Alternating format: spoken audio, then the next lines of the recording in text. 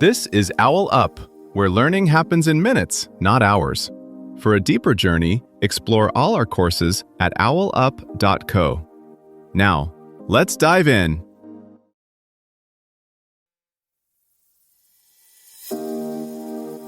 Welcome back to Chapter 2 of our series, Deciphering Ancient Scripts. In today's episode, Understanding Egyptian Hieroglyphs, we'll unlock the secrets behind some of the most fascinating symbols of the ancient world and explore their meanings. So, if you've ever been curious about what those intricate carvings really say, let's dive in. A writing system survived in Egypt for longer than the gap between Julius Caesar and today, then vanished so completely that even priests couldn't read their own temples.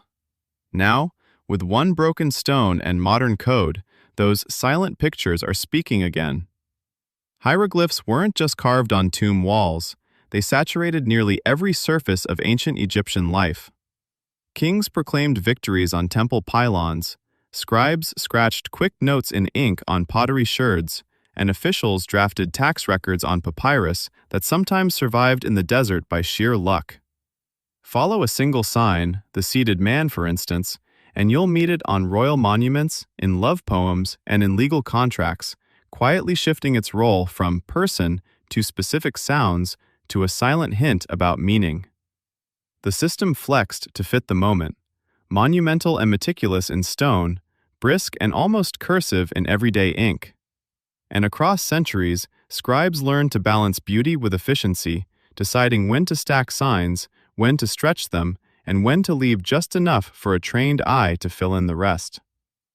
Walk along a temple wall and you'll see that those carved lines don't run left to right like English. They usually flow toward the faces of people or animals in the text and can stack vertically in neat blocks, like stones in architectural plans. Nearby, a different surface might show the same language racing right to left in quick ink strokes. Within a single column, you might find a name wrapped in an oval enclosure, a short cluster for a god, and a compact label for an object, all fitted together like an artfully arranged gallery wall of meaning. Step closer to those carved blocks and a quiet pattern emerges. Most of the tiny pictures don't stand alone. They cluster into compact units that Egyptian grammarians today call words, but the boundaries aren't marked by spaces. Instead, your eye learns to see mini compositions, a core sound sign or two, a logogram here and there, capped with a determinative that silently nudges your interpretation in the right direction. Take a group that writes something like Su. On its own, it might be the word for sun, but add a twisted flax sign and it can become protection. Swap in a different ending sign and you're suddenly reading a verb, to make. The determinative at the end quietly disambiguates, a kneeling child for sun, a sheltering sign for protection, a man with a tool for an action. To a learner, these bundles feel dense. To a trained scribe, they're efficient shortcuts through a forest of homophones. Marines add another layer. When a king's name is wrapped in an oval frame, that enclosure is doing political work. It carves out royal identity in the flow of text. Inside, scribes often combine signs for sound and prestige. A falcon for Horus might stand partly for the god, partly for the sounds of his name, and partly for the ideology he carries. Reading a royal titulary is less decoding letters than tracing a web of references to gods, places, victories that an elite audience was expected to catch. Across time, the repertoire of signs expanded and shifted. Old Kingdom stonework looks almost conservative beside the exuberant arrangements of the New Kingdom, where extra signs might be added for clarity, elegance, or pious emphasis. Later still, priests of the Ptolemaic and Roman periods leaned into complexity, stacking dense, cryptographic clusters in temple reliefs that play with multiple readings at once. What looks like ornament can double as theology. A single group might simultaneously spell a god's name, depict his emblem, and allude to a myth. Modern scholars map all this with sign lists, organized catalogs that give each sign a code, a bit like shelf marks in a vast library. Digital tools now let researchers search by those codes, by transliteration, or even by uploading a photograph and letting an algorithm suggest matches. In this way, patterns that once took careers to notice, regional spellings, temple-specific puns, the rise and fall of rare symbols, can be traced across thousands of inscriptions in an afternoon. A single cluster might pack in biography, prayer, and wordplay at once. Think of a craftsman's label tucked near his work. A short sequence can record his name, his job title, and the workshop where he trained, all without a single gap between signs.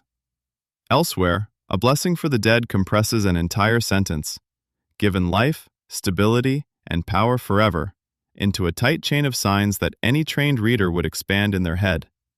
On festival scenes, tiny captions identify offerings, but also hint at seasonal rhythms. Different sign choices appear with different agricultural phases, letting historians track when texts were drafted or recopied.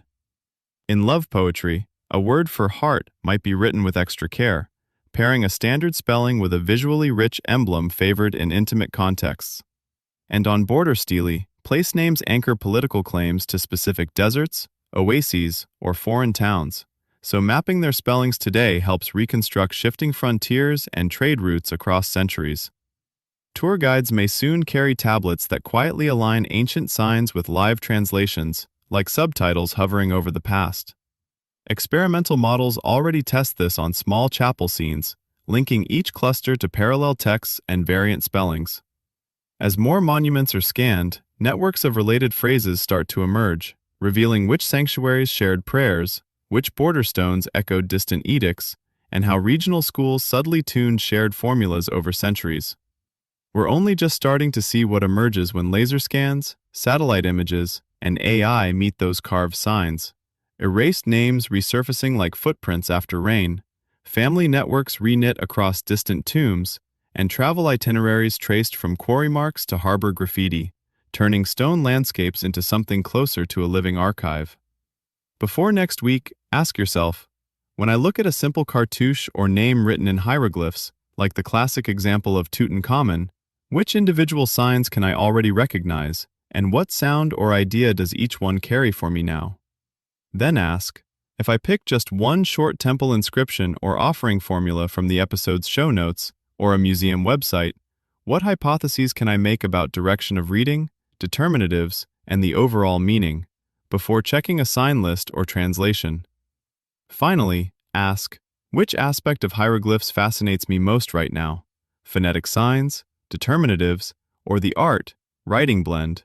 And what is one specific line of glyphs I can print or screenshot today to stare at, sketch, and talk through aloud as if I'm explaining it to a curious friend? This was OwlUp, your daily step forward. To keep learning with structured courses and more insights, go to owlup.co. Until tomorrow!